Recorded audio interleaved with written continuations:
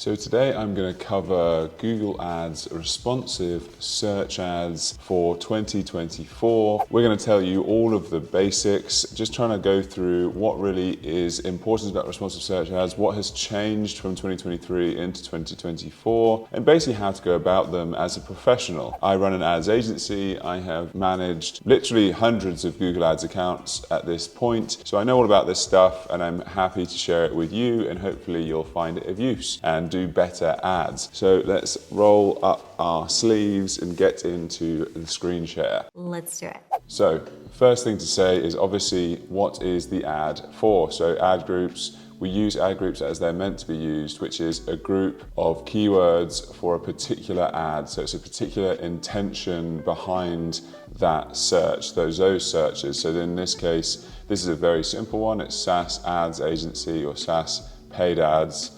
That's actually not a good one, so that's why we turned it off, because it's just too generic. It doesn't have a complete user intent. In our case, that it's not just someone looking for SaaS paid ads, but SaaS paid ads agencies or SaaS paid ads companies or otherwise, or consultants. Those could be others that we might use. So SaaS PPC agency, for example, or SaaS ads agency would both be good ones. So that's the first thing to say. Let's just go straight away and create. So you can see I've done a couple of ads previously, and you can see there's others in the past that were switched off. And then let's go, rather than clicking into any of these, let's go create one straight from scratch. So you can click create ad.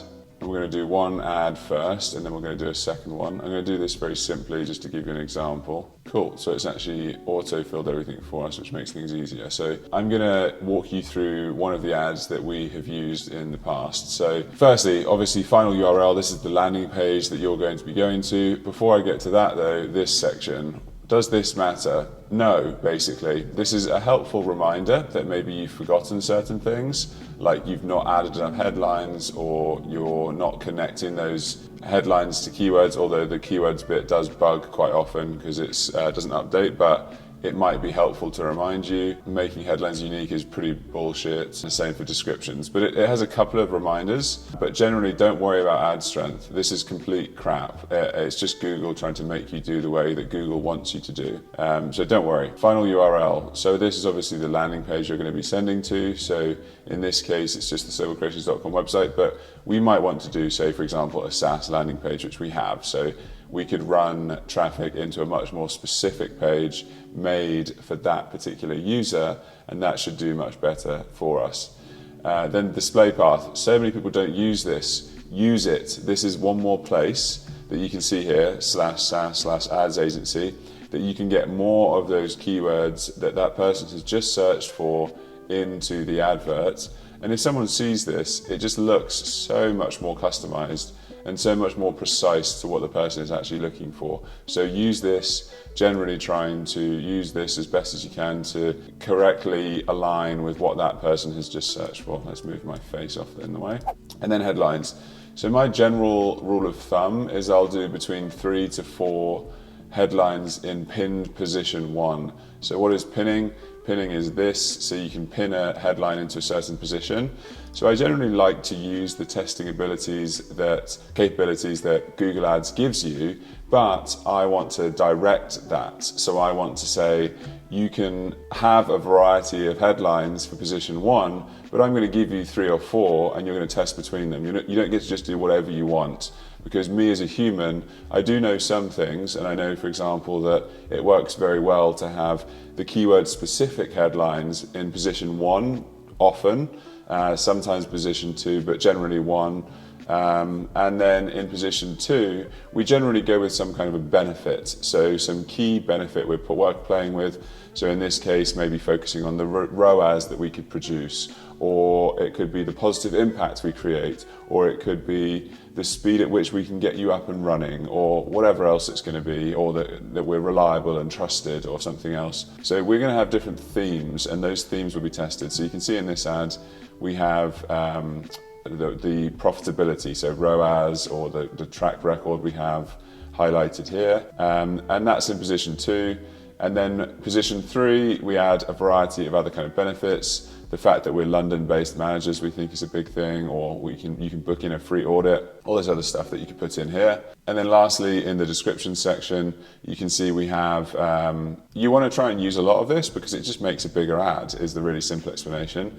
But you can see trying to summarize the overall offering and value proposition of your business in description 1, and then we often do pin that. Not always, I'm kind of indifferent to whether we pin that or not, but sometimes you think you have one that just does a really good job of summarizing it. You could pin 2 of those and then leave the other 2. And there's only 2 descriptions generally that will show, so that'll be the most you get anyway. And you can see here, just to make the point, we've used all 15 headlines and all 4 descriptions. We very rarely don't do that, because while we are guiding Google Ads with pinning and other things, we do still like to give it lots of options, because Google can do really amazing A/B testing, and you should be using that within your Google Ads. Otherwise, it's just kind of wasted opportunity. Images, so this is where you can add images to your ads. These are really good. They improve click-through rate pretty notably quite often. So just don't over worry about it. Just get some stuff in there, even if it's just like Shutterstock images, or use Midjourney or ChatGPT to make some images for you, and make them pop, make them resonate with the brand that you are. You know, like say we're Snowball Creations, we make things snowball, mountains, things falling down mountains. That's the branding talk for you. Business name, this and business logo, these are both quite new, so a lot of people, if they've got old accounts, don't have these filled out. So make sure, obviously not complicated, put your business name in here and your logo, and you can see it now has a little logo here and it has the name. So that's really nice additions that Google Ads has done for us, which makes the ad much nicer. And then site links, so you want to have all of the kind of key site links that you might consider. So the team is a big one for us, contact us is another. We've also got our channels. We also like to do these book a free audit, which is kind of a call to action site link. So you could do like the get in touch page, or even the Calendly link can work. It's just directly linking to the get in touch page. And then some other asset types, you can do all sorts of other things. I won't go through all of them. Promotions is if you're doing some kind of promo, if you're e-commerce more often. Pricing, again, similar. Calls, if you want to take calls, they're hit and miss, very varied on whether they work out well. Call outs, so you want to just think of these as like buzzwords. That's my favorite way to describe them. So, you know, the different channels that we cover, or benefits, or the age of the company, or all sorts of things like that you can do there. Yeah, structures is fine. Lead form, these can, again, work occasionally, not very often, to be honest. And if you are an app, then you can add that, or if you have an app, you can add that, and that can be a nice opportunity. And you can add URL options if you need to, just down here, but that's more for tracking stuff, which I wouldn't worry about most of the time.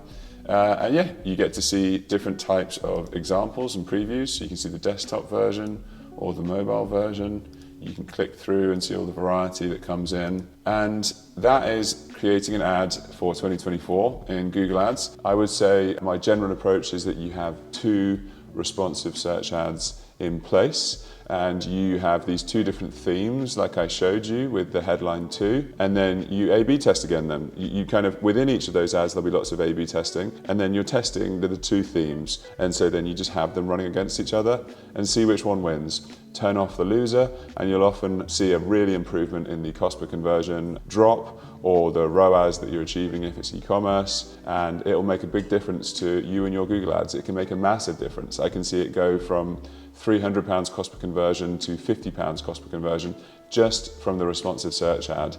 This makes a huge difference. I've seen this type of approach to ads work constantly, all the time. We've tested all sorts of other approaches to Google Ads, and this is the one that consistently always wins out. So trust me, this will be how you'll see your click-through rate jump up massively, your conversion rate jump up significantly, and so your profitability increase, and you'll be able to beat your competition in this competitive world of Google Ads. I hope this has helped. If you like this kind of content, if you like marketing content, paid ads content, Google Ads especially, I love Google Ads, and a lot of stuff around organization and business management I love to talk about as well. So please do subscribe so that I get to see you in the next one of these.